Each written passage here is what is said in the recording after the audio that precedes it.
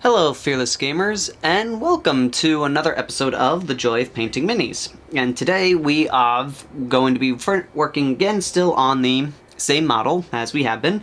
And last week we painted up the gloves and we painted up the symbol on his right shoulder pad here. And with that we are almost nearing the end, so we're going to work on some of the smaller details on his main body now that he's fully assembled. So we'll be using the following colors that are appearing on your screen right now, and let's get right into this. So I'm going to first paint the holsters for his pistols, and I'm going to use the brown that I have been using, that I used on the gloves because I want them to match. And I'm going to start by just looking for all the areas that are raised, and I'm leaving room for the shadowed areas.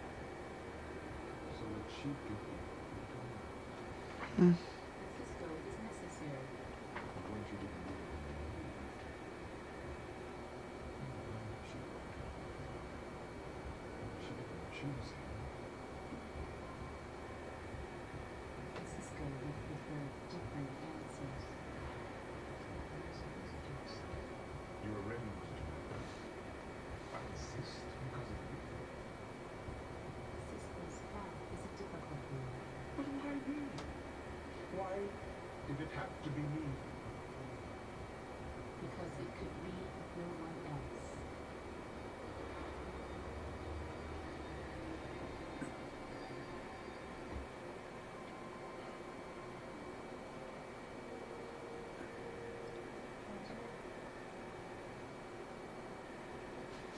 That must have been some work experience.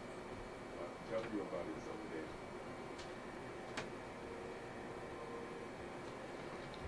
Okay, and we are coming up. This is one of the things that makes, this is why I kind of like I paint things unassembled partly, and then I paint them, then I paint the rest of it assembled, because this makes the painting process go a lot easier, because it helps with determining where shades and highlights are going to go. And it just makes the project go a lot faster. What I used to do is I used to paint everything separately, glue everything together. And the problem with this as I got more experienced was I was missing opportunities for highlights that and shadows that I could have been doing. And it was essentially ruining, painting it completely separate and then gluing it together made making shadow effects not really possible, because the whole thing was painted without any sense of where the light or shades would be, because I was looking at the pieces separate individually instead of as a whole. Whereas painting the model completely, building the model completely and then painting it, my issue with that is that there would be areas where you could easily decide that a shadow wouldn't be going and you would need a highlight, and it would be near impossible to get to that area because it's now been assembled. So it's very tricky.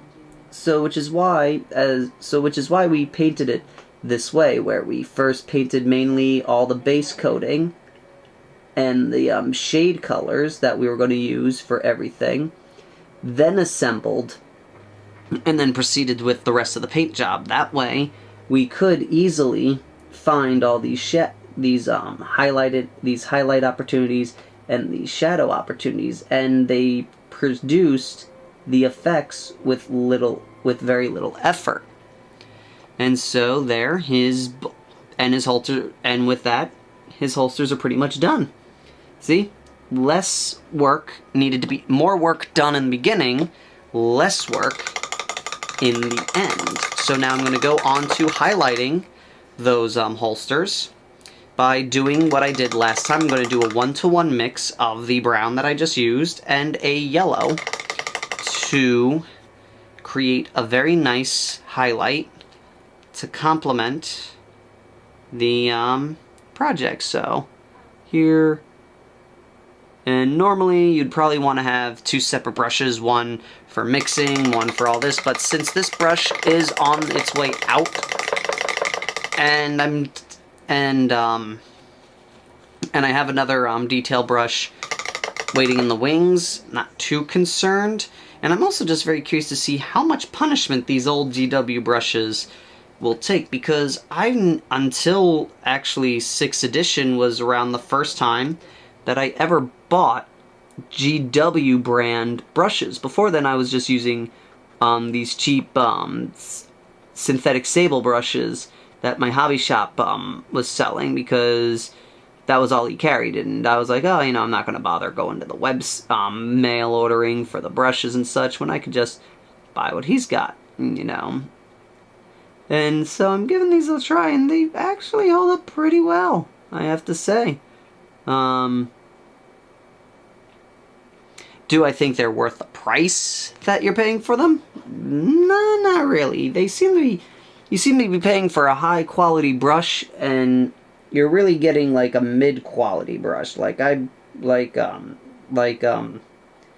Matt has said in his Sable review, you're paying a hefty price for really, really nice brushes, and I don't think that the GW brushes are in the same league as that, though again, I'm not much of a, for lack of a better word, brush connoisseur, so please correct me if you feel like these brushes are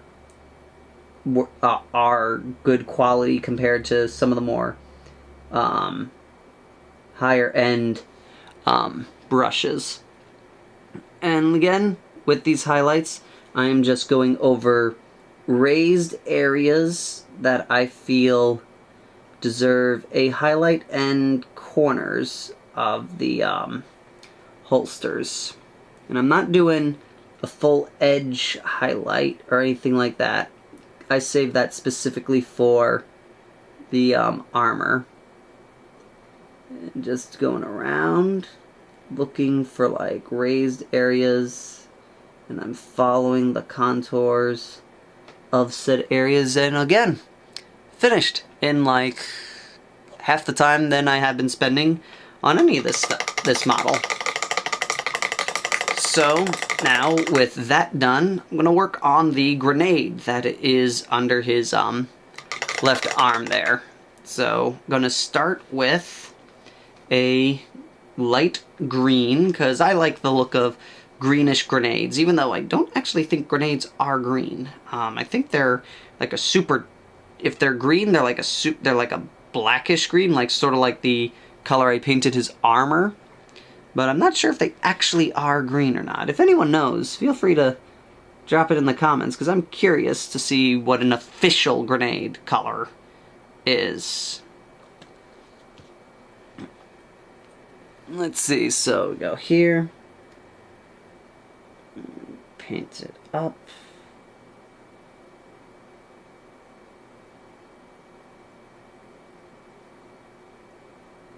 I'm just going to try and avoid the pin, which is good. Not too hard since it is underneath his arm, and I see that I painted like that hand piece thing that you hold in case, you pull the pin and you don't want to throw it right away. Type thing, at least that's what I'm pretty sure that's what that piece is for.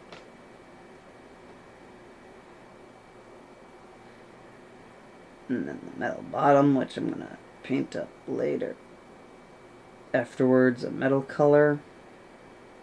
Okay.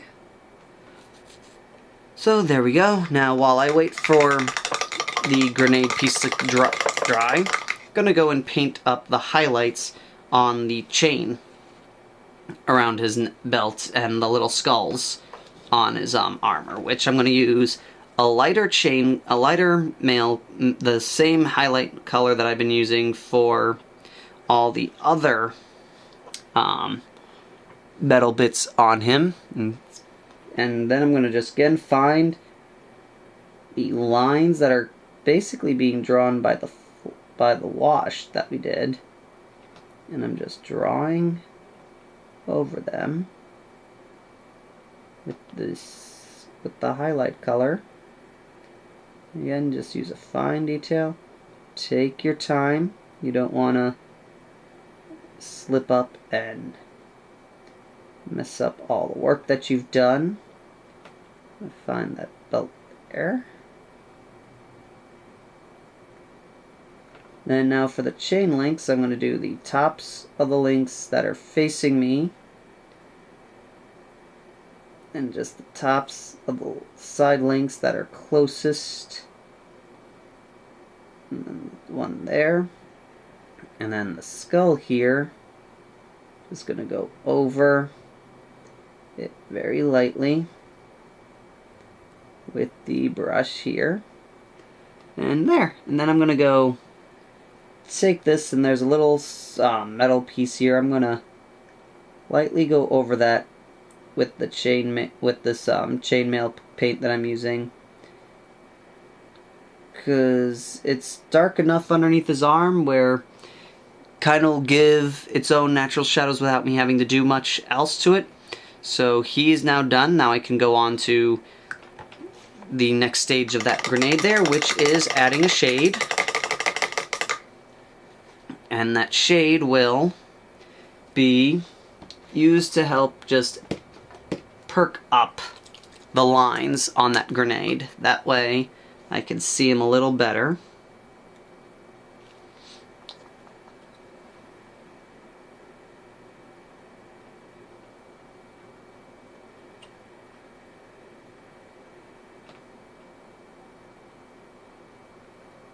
This is the same wash we used on his armor, because it works for it, and it's a really nice wash. It's probably, out of all the shades, one of my favorites is the Biel-Tan green one. I haven't tried the other one yet, because I haven't seen a need for it.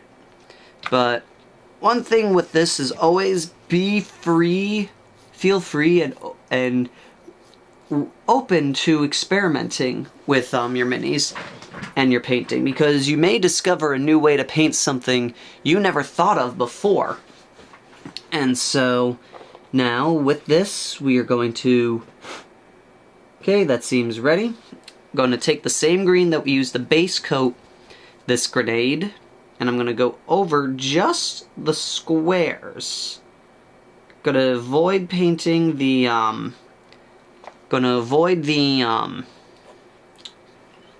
the lines, and I'm just going to finely paint the squares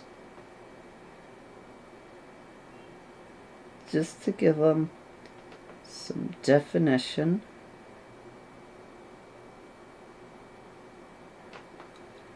Okay.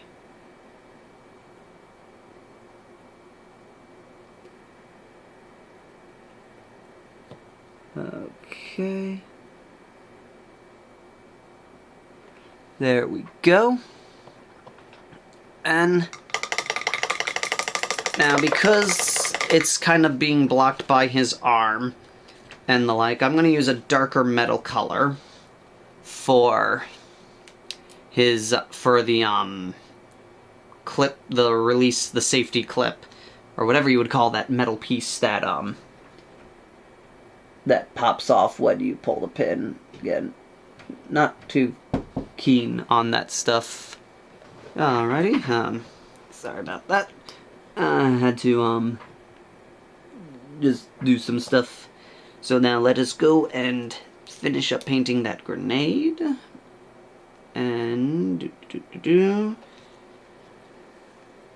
and then start painting the bottom here with that. And okay. So now the grenade is pretty much done.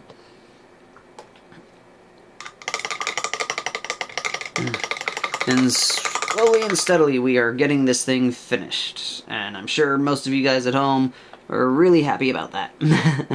So now I'm going to clean up the black pieces of his joints, of the armor joints there, just because I like to get rid of those, just to have them stand out a little bit more than usual, than they are, because right now they kind of got a little bit of the green wash in them, so they kind of blend in with the armor. So just clean that up a bit.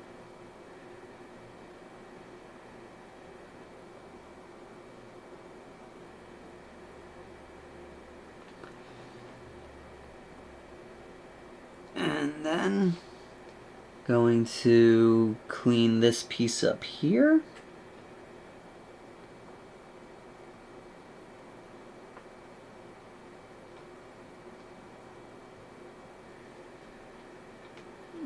Alrighty. And then going to add. So now from here, I'm going to go and paint his cloak. And for this, going to take a lighter.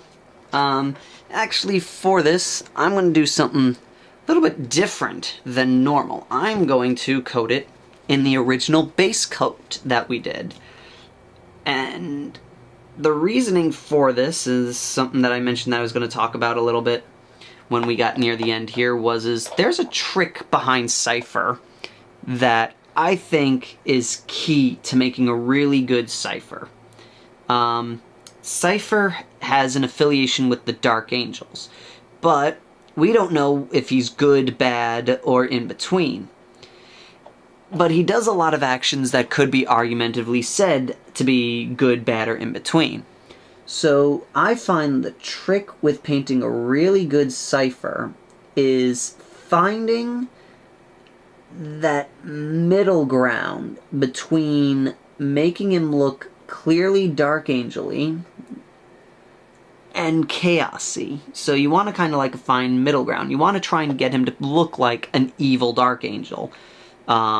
Just without looking full-on chaos. Because too much, and he looks just like a generic Space Marine, you know, too different from the Dark Angels, and he just looks like, you know, some weird, funky Space Marine character.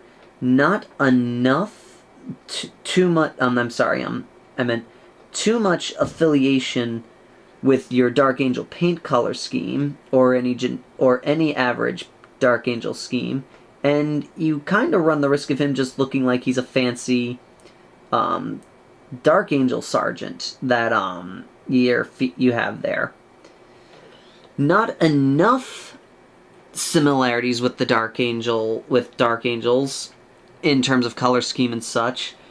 Then he kind of then falls into this, like, he looks just like a random Space Marine that just happens to be wearing a hood and such.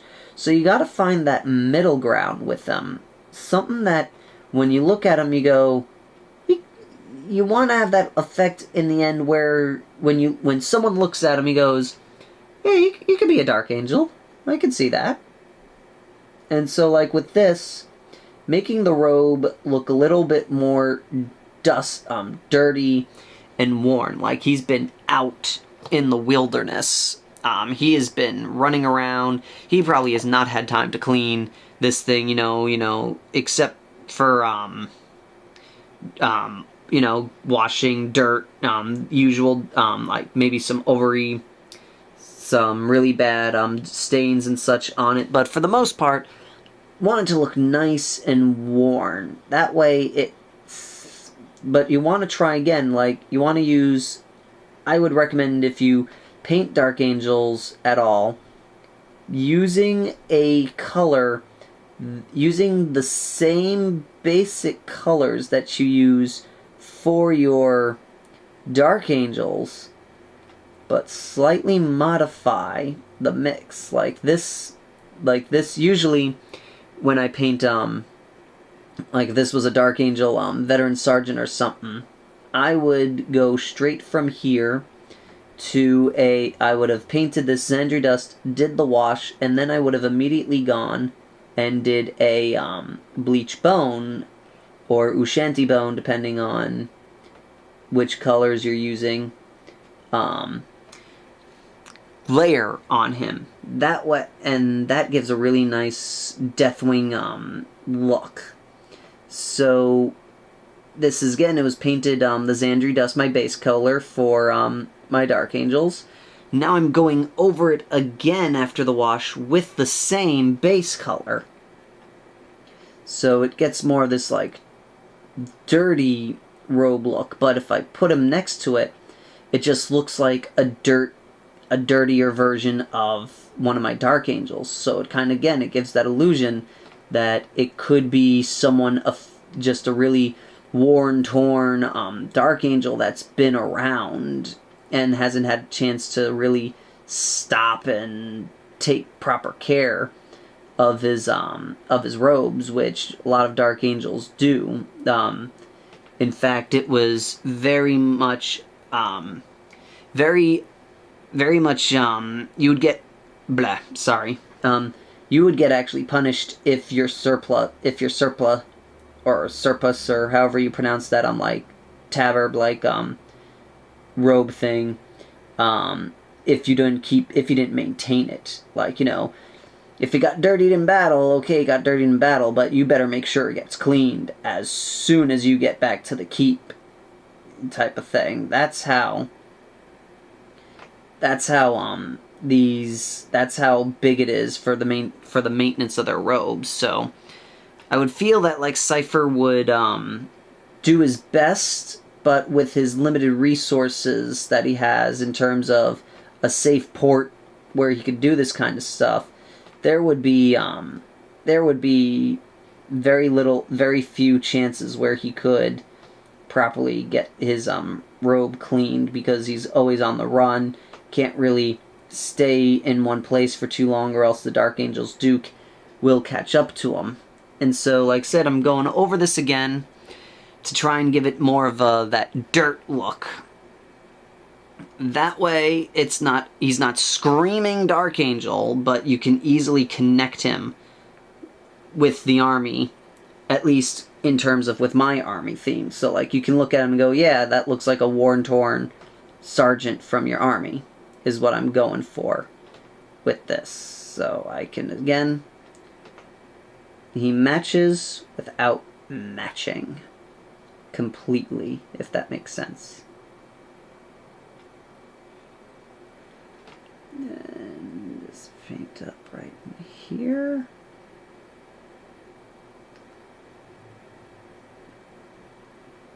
And that's what me and a friend were talking about, how, like, a trick with Cypher is you want to paint him up just enough to give the hint of of a relationship with the Dark Angels without it going too overboard, where a player will look at him and go, well, why is that Dark Angel Sergeant hanging out with those Chaos dudes?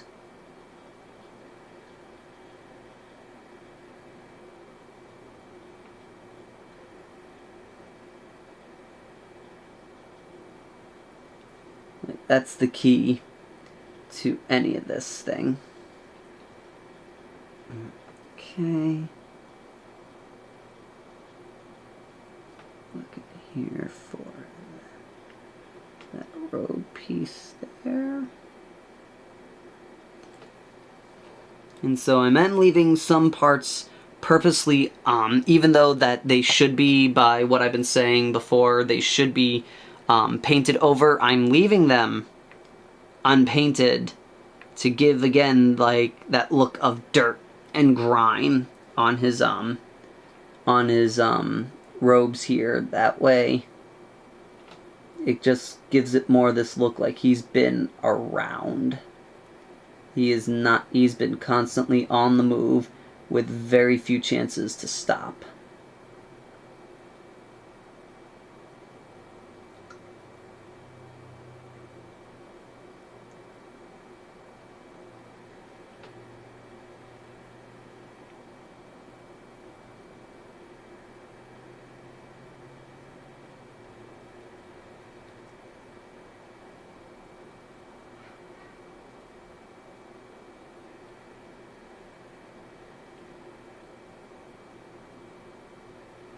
Okay.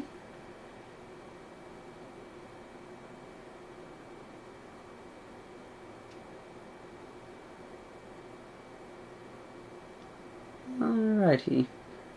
So, coming up here on the end of this run, as I can see by my timer, I am starting to run out of time.